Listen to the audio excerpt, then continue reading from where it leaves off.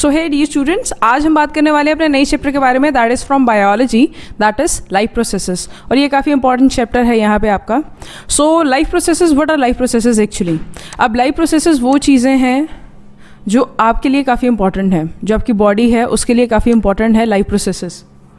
Okay, इन life processes में आ जाती है जैसे आपके मेटाबॉलिज्म, खाना पचाना, ट्रांसपोर्टेशन, ब्लड जो कैरी करता है ऑक्सीजन को from lungs to the other body organs और अदर बॉडी सेल्स, रेस्पिरेशन हो गया, न्यूट्रिशन हो गया, एक्सक्रीशन हो गया, रिप्रोडक्शन हो गया, all these are your life processes. Okay, so आज इसके बारे में पढ़ना शुरू करते हैं। अब जो प्लांट्स एंड एनिमल्स हैं इनके पास भी ये सेम लाइफ प्रोसेसेस हैं, इनके पास ये कॉमन लाइफ प्रोसेसेस हैं दैट दे परफॉर्म। ओके, अब हम इन लाइफ प्रोसेसेस को क्या बोलते हैं, 7 कैरेक्टरिस्टिक्स किसी भी लिविंग ऑर्गेनिज्म के। इसमें आ जाती है रेस्पिरेशन, सेंसिटिविटी। सेंसिटिविटी का मतलब है reaction to the stimulus. Okay, reaction to the stimulus का क्या मतलब है? आपको बाहर से कोई सिग्नल मिला, जैसे आपको किसी ने थप्पड़ मारा तो आपने उसका रिएक्शन दिया, so that is your stimulus. Okay, so ये हो गया नर्वस सिस्टम से related. Nutrition, reproduction, movement, growth, excretion, ये सभी प्लांट्स एंड एनिमल्स करते हैं। ओके, इन दोनों के पास इंपॉर्टेंट पार्ट्स होते हैं, इंपॉर्टेंट बॉडी ऑर्गन्स होते हैं जो इनको ये सब काम करने में हेल्प करते हैं। साथ ही साथ जो ऑर्गन्स हैं वो काफ़ी कॉम्प्लेक्स स्ट्रक्चर माने जाते हैं जिनके पास स्पेसिफिक फंक्शन है टू परफॉर्म। फॉर एग्जांपल अगर बात करें रेस्पिरेटरी सिस्टम की, क्या आपका रेस्पिरेटरी सिस्टम और डाइजेस्टिव सिस्टम मिलता है? No, they are far apart from each other, मतलब बहुत ज़्यादा फ़र्क है, दिन रात का फ़र्क है। तो मतलब हर एक का अपना स्पेसिफिक कॉम्प्लेक्स स्ट्रक्चर है। ओके, और specific function F U C, fine. So next is respiration. अब रेस्पिरेशन सबसे फर्स्ट प्रोसेस आई है, रेस्पिरेशन में आ जाती है आपकी ब्रीदिंग सबसे पहले तो। अब ब्रीदिंग क्या है? इसमें आ जाती है inspiration and exhalation. Okay, so inspiration is taking in of oxygen or breathing in, whereas exhalation is breathing out of carbon dioxide. So this is your lungs. So lungs plays a major role in it. Trachea and diaphragm. And diaphragm is that part, ये वो वाला हिस्सा है जो आपके abdomen को, abdomen is जो आपका लोअर स्टमक पार्ट होता है, इस सब रीजन को अलग करता है। It is known as abdomen. ये इसको अलग करता है from your lungs. Fine, so आगे बात करनी शुरू करते हैं।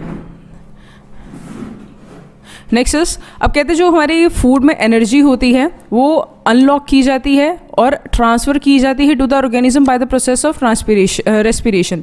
अब इसका क्या मतलब हो गया कि जो एनर्जी थी आपके फूड के अंदर, ओके, तो जो एनर्जी थी आपके फूड के अंदर, जैसे अब आपने उसको खाया तो वो आपके सेल्स तक गया after the process of digestion. उसके बाद जो आपके सेल्स है उसके पास पड़ी थी ऑक्सीजन, वो कहाँ से आई? To the process of breathing. अब ब्रीदिंग की वजह से जो ऑक्सीजन अवेलेबल थी और डाइजेशन की वजह से जो फूड पहुँचा सेल्स तक, वो दोनों कंबाइन करते हैं to form energy, carbon dioxide and water. तो इस तरह से ये सब चीज़ें काम करती हैं। और रेस्पिरेशन का जो है वो माइटोकॉन्ड्रिया में होती है सेल की, मतलब जो एनर्जी प्रोड्यूस होती है वो माइटोकॉन्ड्रिया में होती है। That is why mitochondria is known as the powerhouse of the cells. Okay, and साथ ही साथ 2 तरह की रेस्पिरेशंस होती हैं, one is aerobic, one is anaerobic. Aerobic में ऑक्सीजन रिक्वायर्ड होती है, हम एरोबिक रेस्पिरेशन करते हैं। ओके, हम ऑक्सीजन लेते हैं और फिर रेस्पायर करते हैं। पर कुछ होती है anaerobic respiration, they don't require any type of oxygen, उनको सिर्फ कार्बन डाइऑक्साइड चाहिए, वो ऑक्सीजन में रेस्पायर ही नहीं कर पाते हैं। तो एनारोबिक जो होते हैं उसमें क्या होती है, कम एनर्जी पैदा होती है, बहुत कम। ठीक है, जैसे आपकी अल्कोहल फॉर्मेशन होगी, फर्मेंटेशन की जितनी भी प्रोसेसेस होती हैं ना, उसमें सब में जो ऑर्गेनिजम्स होते हैं ना वो क्या करते हैं, एन एरोबिक रेस्पिरेशन। ओके, सो फर्मेंटेशन में क्या होता है, बेसिकली जो आपकी जो शुगर होती है that is converted to alcohol. जैसे आपका ग्रेप जूस हो गया तो वो किस में कन्वर्ट हो जाता है, इनटू अल्कोहल। तो alcohol is a byproduct of your anaerobic respiration. जिस तरह से आपकी एनर्जी कार्बन डाइऑक्साइड और वाटर इस केस में प्रोड्यूस हो रही थी, उसी तरह इसमें थोड़ी सी एनर्जी, बहुत थोड़ी सी energy as compare to this इसमें प्रोड्यूस होती है, साथ ही साथ अल्कोहल होती है। Okay, and some water. तो इस तरह से यहाँ पे एनारोबिक रेस्पिरेशन में ये चीज़ होती है। तो इसलिए आपको कहा गया आप रेस्पिरेशन और ब्रीदिंग को कंफ्यूज मत कीजिए, ये दोनों बहुत अलग चीज़ें हैं। ब्रीदिंग एक तरह की फिजिकल प्रोसेस है जिसमें आप कार्बन डाइऑक्साइड बाहर छोड़ते हो और ऑक्सीजन अंदर लेते हो, जबकि जो रेस्पिरेशन है वो एक ऐसी प्रोसेस है जिसमें जो ऑक्सीजन आप अंदर लेते हो वो आप खाने के साथ, फूड के साथ कंबाइन करते हो जो सेल में पड़ा होता है टू प्रोड्यूस एनर्जी। सो दोनों में दिन रात का फ़र्क है और ये आपको डिफरेंस पूछा जा सकता है। सो इसका ध्यान रखिए। Next is sensitivity. सेंसिटिविटी एक ऐसी प्रोसेस है जैसे आपको किसी ने क्या दिया, स्टिमुलस। स्टिमुलस का क्या मतलब है, यहाँ पे देखते हैं। यहाँ पे आपको फॉर एग्जांपल इंक्वायरी जहाँ पे लिखा है, it can also be written as stimulus. Okay, stimulus आपको मिला फॉर एग्जांपल हैंड पे, तो क्या हुआ आपको, जैसे पेन हुई तो ये यहाँ से जो आपके न्यूरॉन्स है वो यहाँ से इसको मैसेज को लेते लेते लेते लेते लेते वाई दिस रूट ये ब्रेन तक लेके गए। ओके, तो after taking it to the brain जो सेंसेशन थी पेन की आपको वो पता चली। सो इस तरह से ये चीज़ें सारी काम करती हैं। तो मतलब जो भी आपको स्टिमुलस मिल रहा है एनवायरनमेंट में से, जैसे आपको गर्मी लग रही है आप एसी ऑन कर लेते हो, तो आपको कैसे पता चल रहा है गर्मी लग रही है, because of your nervous system. Okay, so अगर नर्वस सिस्टम ना होता तो हमें कितनी दिक्कत होती फिर। ओके, सो आगे चलते हैं। Next is nutrition. अब न्यूट्रिशन काफ़ी इंपॉर्टेंट प्रोसेस है हमारी लाइफ के लिए। खाना, अब खाना अगर नहीं खाएंगे तो जितनी एक्टिविटीज़ हैं, अब जब खाना नहीं खाते हम, इन केस ऑफ फास्टिंग के केस में क्या होता है, हमारा दिमाग काम करना बंद कर देता है। If you are preparing for an exam तो आप पढ़ भी नहीं पाते हो। सो मतलब यू कैन वेल इमेजिन कि न्यूट्रिशन, खाना पीना आपके सारे कामों के लिए कितना ज़रूरी है। अगर आप खाएंगे नहीं आपका दिमाग नहीं चलेगा। ओके, और साथ ही साथ आपको ब्रीदिंग तो चलो चलती रहेगी पर एनर्जी प्रोड्यूस नहीं होगी, आपके अंदर एनर्जी नहीं होगी कोई काम करने की। सो न्यूट्रिशन इज़ क्वाइट इंपॉर्टेंट। और न्यूट्रिशन ऐसी प्रोसेस है जिसमें आप अपने अंदर खाना लेते हो with the help of your lips, और साथ ही साथ फिर उसको क्या करते हो, सबसे पहले तो डाइजेस्ट करते हो, फिर अब्जॉर्ब करते हो। अब्जॉर्ब मतलब जितने भी इंपॉर्टेंट न्यूट्रिएंट्स हैं वो सारे आप अब्जॉर्ब कर लेती है आपकी बॉडी, और जितना रिमेनिंग फूड बच जाता है, रिमेनिंग फूड नहीं बचता बेसिकली, वो वेस्ट प्रोडक्ट होता है जो आपकी बॉडी एक्सक्रीट कर देती है, बाहर निकाल देती है। And other is metabolism. So इसमें क्या है, न्यूट्रिशन एक तरह की स्टडी होती है फूड एंड ड्रिंक रिक्वायरमेंट की, किसी भी नॉर्मल बॉडी टाइप की, किसी भी नॉर्मल ह्यूमन बॉडी की। और साथ ही साथ इसमें कहा जाता है कि आपको न्यूट्रिएंट्स काफ़ी अच्छे चाहिए, जैसे फॉर एग्जांपल बिल्डिंग ब्लॉक के लिए आपको न्यूट्रिएंट्स चाहिए, नई मॉलिक्यूल्स बनाने के लिए चाहिए न्यूट्रिएंट्स। और इसमें आ जाते हैं आपके carbs, protein, lipids, vitamin, mineral, water etcetera, ये सब चीज़ें इसमें आ जाती हैं। Okay, so they are very very very important for you. तो ये तो आपकी डाइट में होना ही चाहिए।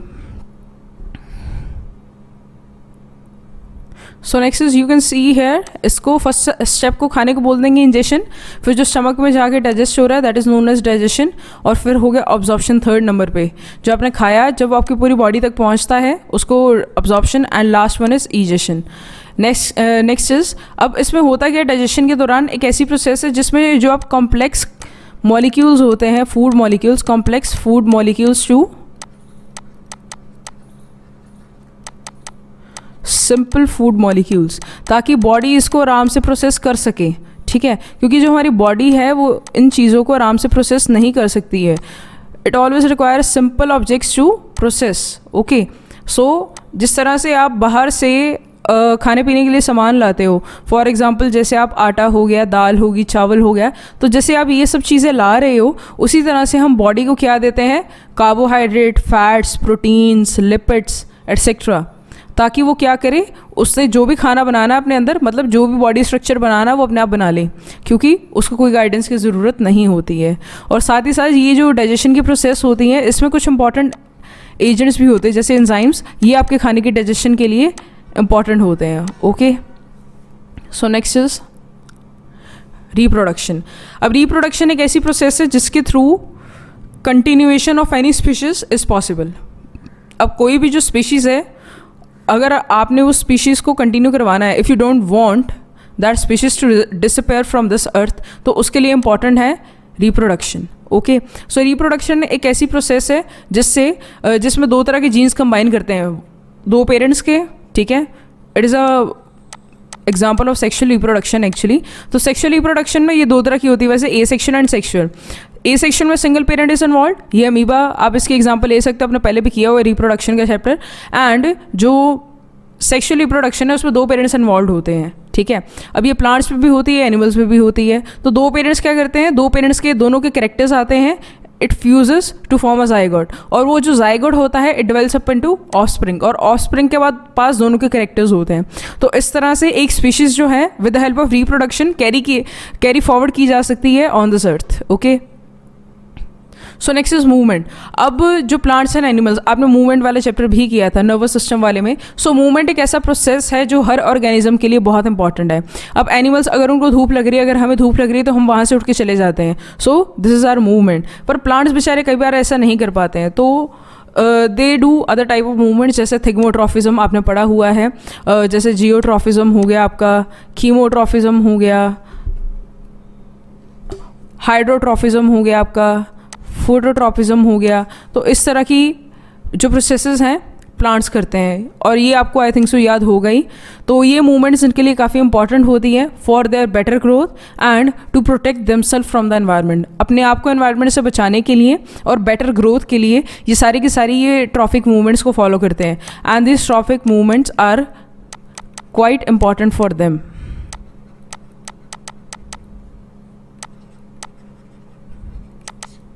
सो आगे चलते हैं, next is growth.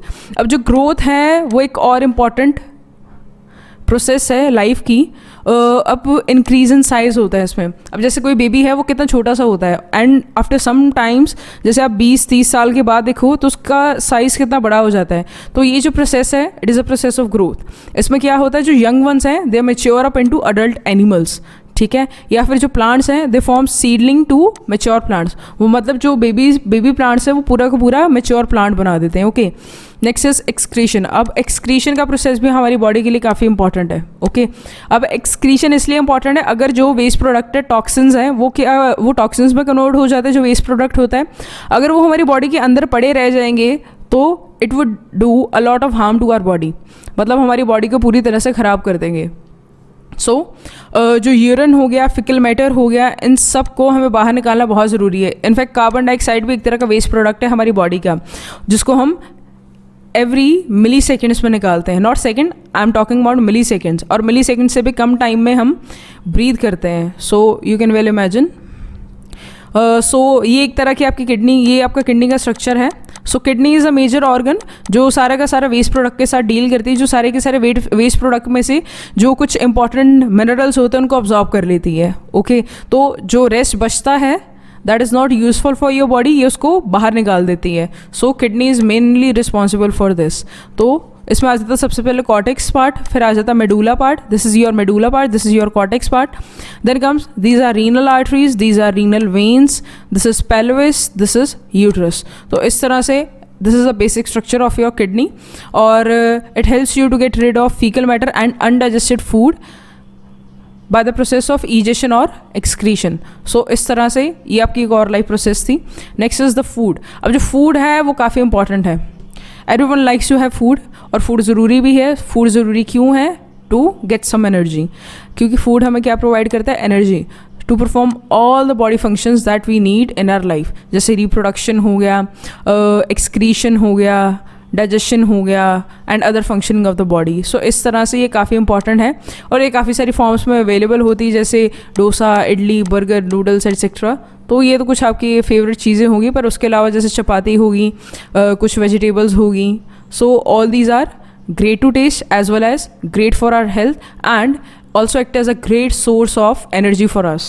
So next क्या है हमारा? अब कहते हैं दो तरह के लोग होते हैं, एक होते हैं वेजिटेरियन, एक होते हैं नॉन वेजिटेरियन। अब जो वेजिटेरियंस हैं वो बेचारे क्या करते हैं, वो सिर्फ प्लांट्स ही खाते हैं और कुछ नहीं खाते हैं, एनिमल्स की और देखते भी नहीं हैं, मतलब खाने के लिए। सो जो नॉन वेजिटेरियंस होते हैं they love to eat animals, वो क्या करते हैं, वेजिटेबल्स तो खाते हैं, साथ साथ मीट भी खाते हैं। सो मीट कहाँ से आता है? हमें एनिमल से मिलता है। So this is known as vegetarian and non vegetarian. एक होते हैं वेगन्स। वेगन्स क्या करते हैं, वो कोई भी मिल्क प्रोडक्ट कंज्यूम नहीं करते हैं। Okay, so they always live on the vegetables, वो सिर्फ वेजिटेबल्स खाते हैं, जो प्लांट का प्रोडक्ट आता है उसी खाते हैं सिर्फ। वो ना कर्ड खाते हैं, ना पनीर खाते हैं, ना मिल्क पीते हैं, कुछ नहीं करते, because they consider milk equal to the egg. Okay, क्योंकि उसमें दोनों में सेम प्रोटीन होता है, तो इसलिए जो एक तरह की और मैंने आपको वैरायटी बताई है that is vegans. Okay, so next is vitamin and health. अब विटामिन आपकी बॉडी के लिए बहुत ज़रूरी है। अब विटामिन आपको चाहिए तो बहुत थोड़ी सी अमाउंट में, पर काफ़ी इंपॉर्टेंट है। जैसे कुछ विटामिन दिए हुए हैं, जैसे वाटर सॉल्युबल विटामिन, थायमिन हो गया, ये growth, fertility, digestion, nerve cell function, milk production, इन सब के लिए बहुत ज़रूरी है। Next is food source. ये कहाँ से मिलता है आपको? पोक खाने से। पोक इज पिग मीट, ओके, इसको पिग का मीट बोलते हैं। नेक्स्ट इज बीन्स, पीज, मटर हो गया आपके, बीन्स जैसे राजमा होगी। Then come nuts, whole grain में आपकी वीट आ जाती है, ठीक है, बार्ले एटसेट्रा। नट्स में जैसे आपके आगे आलमंड हो गए, वॉलनट हो गए, तो ये सब उसके एग्जांपल हैं।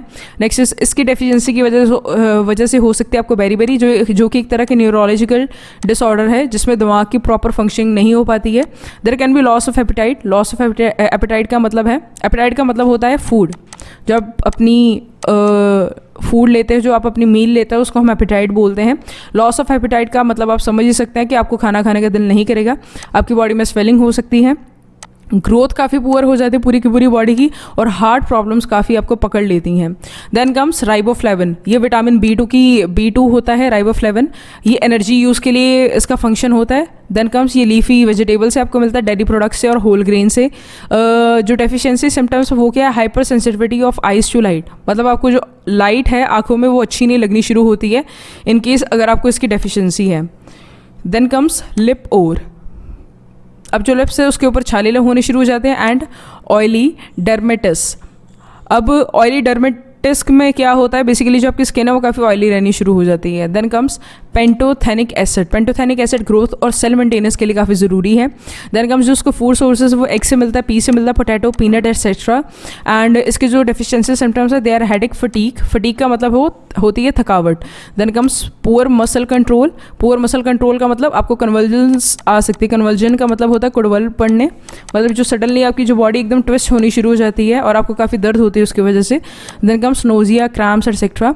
देन नायसिन, वो इसमें हो जाती है growth. Meat, peas, beans, whole grain, fish etcetera. So dark rough skin, इसकी वजह से हो जाती है डायरिया, हो जाता है माउथ सोर्स। माउथ सोर्स का मतलब है कि आपके मुंह में छाले हो जाते हैं काफ़ी, ओके।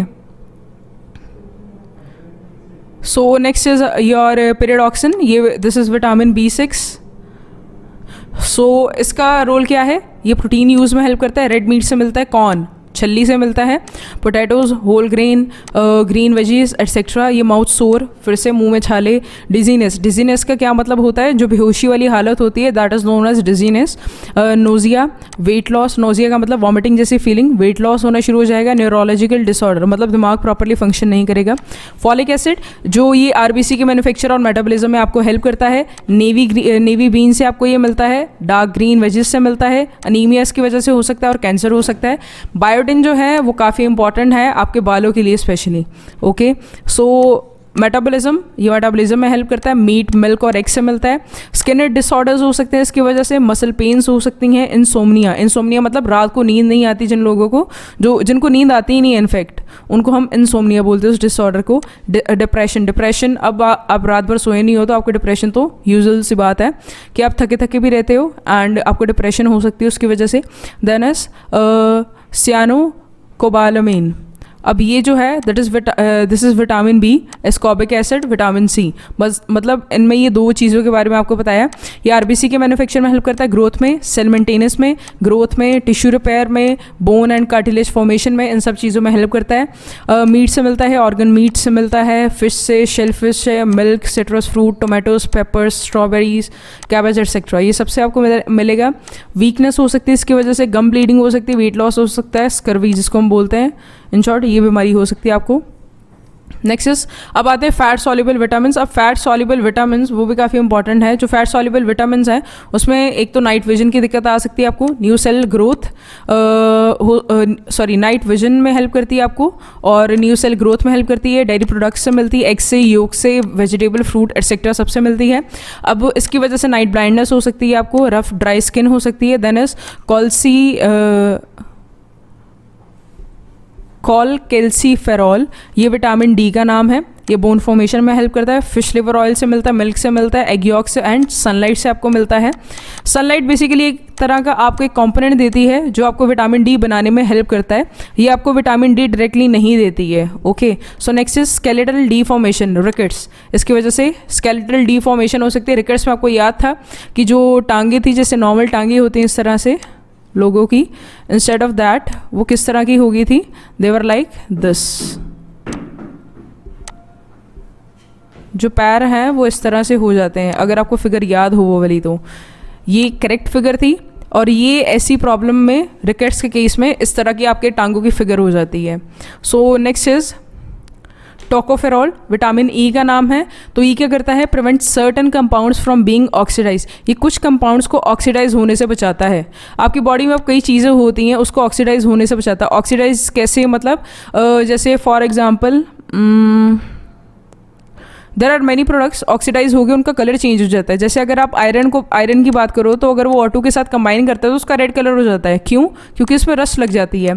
इसी तरह से ऑक्सीजन किसी भी चीज़ के साथ अगर कंबाइन करे तो वो काफ़ी बुरा रिएक्शन देती है। सो कुछ कंपाउंड्स आपकी बॉडी के अंदर ऐसे प्रेजेंट होते हैं that must not be oxidise, तो ये उन चीज़ों को बचाती है from getting oxidise with oxygen. So next is vegetable oil, nuts bean से मिलती हैं आपको। एनीमिया हो सकता है इस केस में। Pre mature infant, pre mature infants का मतलब होता है जो अभी काफ़ी ज़्यादा छोटे हैं, they especially those they are just born, जो अभी सिर्फ हुए हैं, उनको हम बोल सकते हैं pre mature infants. Pre mature आप और भी बोल सकते हैं, जो इंस्टेड ऑफ 9th मंथ की जगह पे जिनका birth 7th, 8th, 6th, 5th in months में हो जाता है, उनको हम प्री मेच्योर इन्फेंट्स कहते हैं। तो उन केस में ये अनीमिया की प्रॉब्लम कर देती है। सो नेक्स्ट इज विटामिन के। विटामिन के आपको ब्लड क्लॉटिंग में काफ़ी हेल्प करता है। ये आपको एग यॉक से मिलता है, ग्रीन वेजेस से मिलता है। ये क्या कर सकता है अगर ये एब्सेंट हो तो ब्लीडिंग, अगर आपको कोई कट लगा है तो आपको जो ब्लीडिंग है वो बहुत ज़्यादा होगी, आपकी जल्दी रुकेगी नहीं। Then is liver problem, liver problem आपको हो सकती है। Then is bulk minerals in human diet. अब बल्क मिनरल का क्या मतलब है, जो आपको एक्सेसिव अमाउंट में चाहिए। सबसे पहले तो आ गया कैल्शियम। अब जो कैल्शियम है वो आपके लिए काफ़ी इंपॉर्टेंट है, तो हम मिनरल्स की बात करेंगे यहाँ पे। मिल्क प्रोडक्ट से मिलता है, ग्रीन लीफी वेजिटेबल से। इसका फंक्शन क्या है, बोन हो गया, टूथ स्ट्रक्चर हो गया, आपके दांत हो गए, ब्लड क्लॉटिंग में हेल्प करता है, हार्मोन रिलीज में हेल्प करता है, नर्व ट्रांसमिशन में हेल्प करता है और मसल कॉन्ट्रैक्शन में। Next is chloride manganese. Chloride manganese जो है वो आपको किससे मिलता है, टेबल सॉल्ट से। Meat, fish, eggs, poultry, milk, beans, fruit, peanuts, whole grain etcetera. And digestion में हेल्प करता है ये आपकी विद इन द स्टमक। एक आता है आपका phosphorus, potassium. Phosphorus and potassium ये दो हैं बेसिकली। ये आपको मीट से मिलेगा, फिश से, एग से, poultry, whole grain, fruits, potatoes, meat, fish, eggs, poultry, milk etcetera से मिलता है। और साथ ही साथ ये bone and tooth structure, body fluid balance में, नर्व ट्रांसमिशन में, मसल कॉन्ट्रैक्शन में, न्यूक्लिक एसिड सिंथेसिस में, इन सब में काफ़ी हेल्प करता है। Then come sodium. सोडियम आपको मिलता है टेबल सॉल्ट से, मीट से, फिश से, एग से, पोल्ट्री, मिल्क एटसेट्रा, इन सबसे आपको सोडियम मिलता है। ये क्या करता है, बॉडी फ्लूइड का एक बैलेंस बना के रखता है आपकी बॉडी के अंदर। जितना पानी चाहिए उसी को रिटेन करता है, बाकी सबको निकाल देता है। Then comes nerve transmission. Nerve transmission में हेल्प करता है, मसल कॉन्ट्रैक्शन। Next sulphur. अब जो सल्फर में क्या है, meat, fish, eggs, poultry, milk etcetera ये सभी आ जाते हैं। ये hair, skin, nail structure, blood clotting, energy transfer, detoxification, इन सब के लिए बहुत ज़रूरी है। So next is trace minerals important to human health. अब वो वाले मिनरल्स ट्रेस करेंगे जो काफ़ी इंपॉर्टेंट है ह्यूमन बॉडी के लिए। ट्रेस मिनरल्स का मतलब है माइक्रो मिनरल्स, जो बहुत बहुत बहुत ज़रा सी अमाउंट में आपकी बॉडी के लिए ज़रूरी है। अब जैसे क्रोमियम हो गया। क्रोमियम एक तरह का ऐसा मिनरल है जो आपको यीस्ट से मिलता है, या फिर पॉक का मतलब है पिग की किडनी से मिलेगा आपको। ये क्या करता है, ग्लूकोज का जो यूज़ है आपकी बॉडी में उसको रेगुलेट करता है। Then is cobalt, meat, egg, dairy products, ठीक है, इससे मिलता है आपको। और it is a part of vitamin B12। अब विटामिन B12 जो है वो आपका ब्लड बनाने में हेल्प करता है, सिंथेसिस ऑफ ब्लड, और ये आपके लिए काफ़ी इंपॉर्टेंट है। Next is copper. कॉपर में आ जाता है आपको ऑर्गन मीट से मिलेगा। जैसे आप फॉर एग्जांपल आपका बकरा हो गया, बकरे का दिल खा लेते हो, लिवर खा लेते हो, सो that is organ meet. Next is nuts, shellfish, beans etcetera. Part of many enzymes, काफ़ी सारे एंजाइम्स का पार्ट है ये। स्टोरेज में हेल्प करता है, रिलीज ऑफ आयरन में into the RBC। Then comes fluorine. Fluorine आपको किससे मिलता है, इसका सोर्स क्या है, वाटर। कुछ एरियाज में ये अवेलेबल होता है। Then comes maintain dental health. Dental health का मतलब क्या है, आपके दांतों के लिए काफ़ी अच्छा होता है। Then comes iodine. आयोडीन आपको सी फूड और आयोडाइज सॉल्ट में मिलता है। आयोडाइज सॉल्ट मतलब जो आपका टेबल सॉल्ट है, इट इज़ आयोडाइज, मतलब इसमें आपने आयोडीन ऑलरेडी ऐड किया हुआ है। तो ये थायराइड हार्मोन का पार्ट है, और thyroid hormone further helps you in metabolism. Metabolism मतलब डाइजेशन, फंक्शनिंग, प्रॉपर फंक्शनिंग में आपकी बॉडी में हेल्प करता है ये। आयरन आ जाता है फिर। आयरन में जैसे meat, fish, shellfish, egg yolk, peas, beans, dried fruit, whole grain etcetera, ये सभी आ जाएंगे।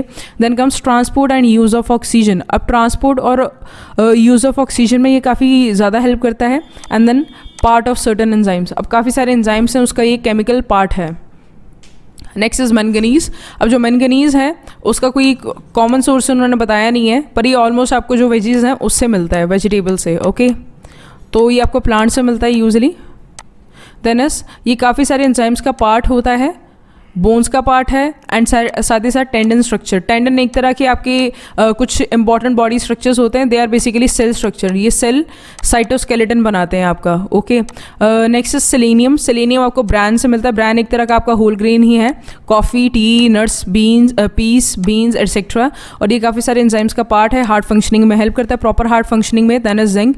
जिंक आपको मिलता है मीट, मिल्क, ग्रेन्स, अनियन से। इसका meat, fish, egg yolk, milk, nuts, ये सभी इसके एग्जाम्पल आ सकती हैं। Then is part of certain enzymes, nucleic acid synthesis, इन सब में ये काफ़ी हेल्प करता है आपको। सो आगे है आपका ऑटोट्रॉफिक न्यूट्रिशन। सो अभी हम बात करते हैं न्यूट्रिशन की। तो न्यूट्रिशन दो तरह का था, जैसे कि आपको पता है, ऑटोट्रॉफिक एंड हेटरोट्रॉफिक। ऑटोट्रॉफिक वो उन ऑर्गेनिजम्स में प्रेजेंट है जिसमें जो ऑर्गेनिज्म अपना खाना खुद बनाते हैं, जैसे कि प्लांट्स हो गए, they make their on food with the help of photosynthesis. Okay, और इनको हम बोलते हैं फोटो ऑटोट्रॉफ्स। तो ये फोटोसिंथेसिस की प्रोसेस को यूज़ करते हैं, ठीक है, टू मेक फूड। ये बेसिकली करते हैं क्या, जो कार्बन डाइऑक्साइड होती है एंड वाटर, इन दोनों चीज़ों को कंबाइन करते हैं to make food, that is glucose. Glucose बनाते हैं प्लस ऑक्सीजन बनाते हैं and some sort of energy, और ये उसको रिलीज करते हैं। So this is the process of that photosynthesis. तो ऑटोट्रॉफिक न्यूट्रिशन में हम अपना खाना खुद बनाते हैं, हम नहीं बनाते हैं, मतलब प्लांट्स बनाते हैं, और ये प्लांट्स में ज़्यादातर पाया जाता है जो ग्रीन प्लांट्स होते हैं। सो वो क्या करते हैं, ऑर्गेनिक शुगर ग्लूकोज बनाते हैं using sunlight as a source of energy. अब ये सोर्स ऑफ एनर्जी यहाँ पे कौन सा होता है, आपकी सनलाइट। ओके, सो जो ग्लूकोज है एक तरह का आपका फूड है जो ये लोग बनाते हैं। ओके, अब जो कीमो ऑटोट्रॉफ हैं वो डिफर क्यों करते हैं फोटो ऑटोट्रॉफ से, बिकॉज जो दो तरह के होते हैं, ये भी कीमो ऑटोट्रॉफ, एक होता है फोटो ऑटोट्रॉफ। कीमो ऑटोट्रॉफ भी फोटोसिंथेसिस करते हैं, but that is not photosynthesis, वो अपना खाना खुद बनाते हैं but with the help of chemical energy. So that is why they are known as chemo autotrophs instead of photosynthesis. ठीक है, तो आप इसको कीमोसिंथेसिस बोल सकते हैं इनकी प्रोसेस को इंस्टेड ऑफ फोटोसिंथेसिस। और जो फोटो ऑटोट्रॉफ होता है, they use sunlight to make their own food. So इस तरह से इन दोनों में आप बेसिक डिफरेंस आपको पता चल सकता है। जो कीमो ऑटोट्रॉफ्स होते हैं वो बेसिकली बैक्टीरियाज होते हैं आपके ज़्यादातर। ये माइक्रो ऑर्गेनिजम्स होते हैं जो डीप सी हाइपोथर्मल वेंट्स में रहते हैं, और साथ ही साथ जहाँ तक कोई सनलाइट पहुँच नहीं सकती, ये वहाँ पे एग्जिस्ट करते हैं। जबकि जो फोटो ऑटोट्रॉफ्स हैं, दे आर योर प्लांट्स, जो टेरेस्ट्रियल होते हैं, मतलब ऑन द लैंड प्रेजेंट होते हैं। सो ये हो गया आपका बेसिक डिफरेंस। नेक्स्ट इज आपका हेटरोट्रॉफिक न्यूट्रिशन। अब हेटरोट्रॉफिक वो वाले बंदे होते हैं जो अपना खाना खुद बनाना नहीं जानते हैं और जो एनवायरनमेंट से ले लेते हैं खाना और उसको फिर कुक करते हैं, खाते हैं, जैसे ह्यूमंस हो गए। पर ज़्यादातर जो एनिमल्स है इसको रो ही कंज्यूम करते हैं, जैसे डॉग हो गया, पिग्स हो गए, ये सभी इसको रॉ ही कंज्यूम करते हैं। सो हेटरोट्रॉफिक न्यूट्रिशन में काफ़ी सारे ज़्यादातर ऑर्गेनिज्म इसी में आ जाते हैं। इसमें बैक्टीरिया भी आ जाता है, एनिमल भी आ जाता है, फंगस भी आ जाती है, प्रोटोजोआ भी आ जाता है। तो इस सब तरह के ऑर्गेनिजम्स इसमें आ जाते हैं। तो जो ऑटोट्रॉफ अपना खुद का खाना बना रहे हैं, सारे के सारे हेटरोट्रॉफ्स उसके ऊपर डिपेंड करते हैं for food, and it is quite important for them. तो आप कह सकते हैं जो हेटरोट्रॉफ्स हैं दे आर कंज्यूमर्स, जबकि जो आपके ऑटोट्रॉफ्स हैं they are producers. Okay, so next is holozoic nutrition. अब ये आगे तीन तरह का है। ये it is of main of 3 types जहाँ जो हम डिस्कस करेंगे इस टाइम पे। सबसे पहले होलोजोइक न्यूट्रिशन। होलोजोइक एक ऐसा तरह का न्यूट्रिशन है जिसमें जो एनिमल है वो पूरा का पूरा ही जो आपका सॉलिड ऑर्गेनिक मैटर है पूरा का पूरा अंदर निकल जाता है, या फिर यू कैन से कि वो उसको बाहर ब्रेक डाउन नहीं करता। जैसे हम खाना खाते हैं, it is a holozoic nutrition. Humans आ जाते हैं इसमें, अमीबा भी आ जाता है। अमीबा को भी जो फूड प्रोडक्ट मिलता है वो with the help of phagocytosis या फिर सूडोपोडिया की हेल्प से वो उसको अंदर ले लेता है और पूरा का पूरा ही खा जाता है। ये किसकी एग्जांपल हो गई आपकी होलोजोइक न्यूट्रिशन की। तो इसमें ह्यूमन आ जाते हैं, अमीबा आ जाता है। यहाँ पे आपको एग्जांपल भी दी गई, जैसे कैटल, शीप भी हो गया। ये सारे के सारे र्यूमिनेंट्स हैं और दे आर हर्बीवोरस। ये आगे दो तरह के होते हैं, तीन तरह के, sorry, herbivorous, omnivorous and carnivorous. Carnivorous जो मीट खाना पसंद करते हैं, ओमनीवोरस जो दोनों चीज़ें खाते हैं, प्लांट्स भी एनिमल्स भी, और जो हर्बीवोरस होते हैं वो सिर्फ प्लांट्स खाते हैं। So next saprophytic. अब सेप्रोफिटिक में क्या आ जाते हैं? सेप्रोफिटिक जो है इसमें आ जाती है मेनली आपकी फंगस, मतलब mushrooms, which is a type of fungus. तो ये वो ऑर्गेनिजम्स होते हैं जो डेड एंड डिकेइंग मैटर पे डिपेंड करते हैं। जो डेड एंड डिकेइंग मैटर खाते हैं, इसको बाहर का खाना नहीं पसंद है, तो ये डेड एंड डिकेइंग पे डिपेंड करता है। इसमें बैक्टीरिया भी आ जाता है, फंगस भी आ जाती हैं, और ये क्या करते हैं, बाहर ही अपने डाइजेस्टिव एंजाइम रिलीज कर देते हैं। हम क्या करते हैं, खाना खाते हैं, स्टमक के अंदर जाता है, और स्टमक के अंदर क्या होता है, डाइजेस्टिव एंजाइम्स, वहाँ पर डाइजेस्ट हो गए हमारा खाना, हमें एनर्जी मिल जाती है। पर ये बाहर ही उसको डाइजेस्ट कर लेते हैं, क्योंकि इनके अंदर कोई डाइजेस्टिव सिस्टम नहीं प्रेजेंट है। तो ये बाहर digestive system digestive enzymes release करते हैं, वो सारा का सारा खाना डाइजेस्ट हो जाता है, और फिर ये उसको खा जाते हैं। इस तरह से दे प्ले रोल। तो फिर ये क्या करते हैं, जो सॉल्युबल डाइजेस्टेड प्रोडक्ट्स होते हैं उसको डाइजेस्ट कर लेते हैं। इसको बोलते हैं हम एक्स्ट्रा सेल्युलर डाइजेशन। पर जो आपके स्टमक के अंदर होती है उसको हम बोलते हैं intra cellular digestion. Next is parasitic nutrition. Parasitic nutrition जैसे मॉस्किटो हो गया, टिक्स होगी, माइट्स होगी। ये सब क्या करते हैं, ये आपकी बॉडी के ऊपर या फिर किसी भी होस्ट की बॉडी के ऊपर रहते हैं, उससे नरिशमेंट लेते रहते हैं। ठीक है, इसमें अब जो आपका होस्ट है उसका हो रहा है नुकसान। ठीक है, मतलब उसके लिए हार्मफुल होता है, पर जो आपके ये होते हैं पैरासाइट, उनके लिए काफ़ी यूज़फुल होता है, बेनिफिशियल होता है। नेक्स्ट इज अब एसेंशियल न्यूट्रिएंट्स क्या है, जो केमिकल्स होते हैं एंड एनिमल्स जो रिक्वायर्ड होते हैं वो can't synthesise, vary from species to species. अब कुछ न्यूट्रिएंट्स हैं जो बॉडी खुद सिंथेसाइज नहीं कर सकती है, तो इसलिए हमें उससे बाहर से लेना पड़ता है। जैसे कार्बोहाइड्रेट हमारी बॉडी नहीं बना सकती है, हम खाना बाहर से लेते हैं। They are all essential nutrients. अब जो भी एनिमल्स होते हैं, अगर उसको माल नरिश्ड, मतलब उसको अगर प्रॉपर न्यूट्रिएंट्स वाली डाइट नहीं मिलेगी, जैसे फैटी एसिड कम है, विटामिन कम है, मिनरल्स कम है, अमीनो एसिड्स, कार्बोहाइड्रेट्स कम है, तो उसकी बॉडी अच्छे से बिहेव नहीं कर पाएगी। आपको एसेंशियल अमाइनो एसिड भी ज़रूरी है, जो 20 होते हैं अमाइनो एसिड्स। ये आपको ज़रूरी इसलिए होता है टू मेक प्रोटीन्स। अब अगर आपकी बॉडी के अंदर प्रोटीन्स नहीं होंगे तो आपकी बॉडी अच्छे से फंक्शन नहीं कर पाएगी। तो इसकी वजह से जो प्रॉब्लम होती है वो क्या है, ख्वाशिखोर, जैसे कि आपके साथ डिस्कस किया गया है हेल्थ एंड हाइजीन वाले चैप्टर में। और ये डेफिशिएंसी की वजह से होता है, किसकी, प्रोटीन डेफिशिएंसी की वजह से। साथ ही साथ जो हमारी बॉडी है ये एसेंशियल अमाइनो एसिड को स्टोर करके भी नहीं रख सकती है। ठीक है, क्योंकि ये प्रोटीन सिंथेसिस फिर नहीं होने देगी। हमें इसको कंटिन्यूसली खाना पड़ता है। जो इंडिविजुअल्स हैं उनके लिए प्रोटीन और न्यूट्रिएंट रिच डाइट काफ़ी ज़रूरी है।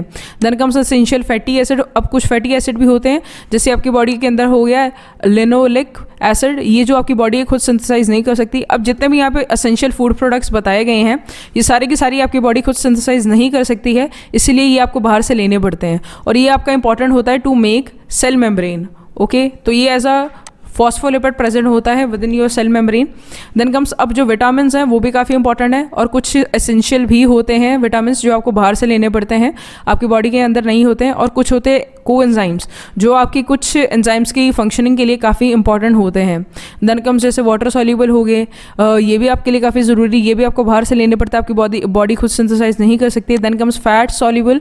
फैट सॉल्यूबल में आ जाता है आपका ADEK, ये आपकी बॉडी को बाहर से लेना पड़ता है क्योंकि ये आपकी बॉडी में अवेलेबल नहीं होता है। देन कम्स विटामिन C, उसमें भी सेम केस है।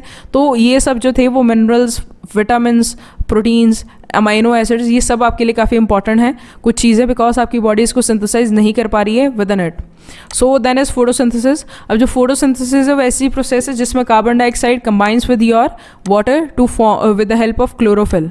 ठीक है, क्लोरोफिल और सनलाइट की प्रेजेंस में ये कंबाइन करके आपको फूड या फिर ग्लूकोज देती है। ठीक है, फूड आपका बेसिकली ग्लूकोज की फॉर्म में प्रेजेंट होता है, that is a simple carb, it is a simple carbohydrate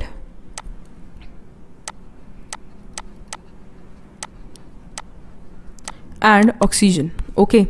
ये काफ़ी इंपॉर्टेंट प्रोसेस है जो ऑटोट्रॉफ्स फॉलो करते हैं टू मेक फूड, और ये फूड जो है फिर हम कंज्यूम कर सकते हैं।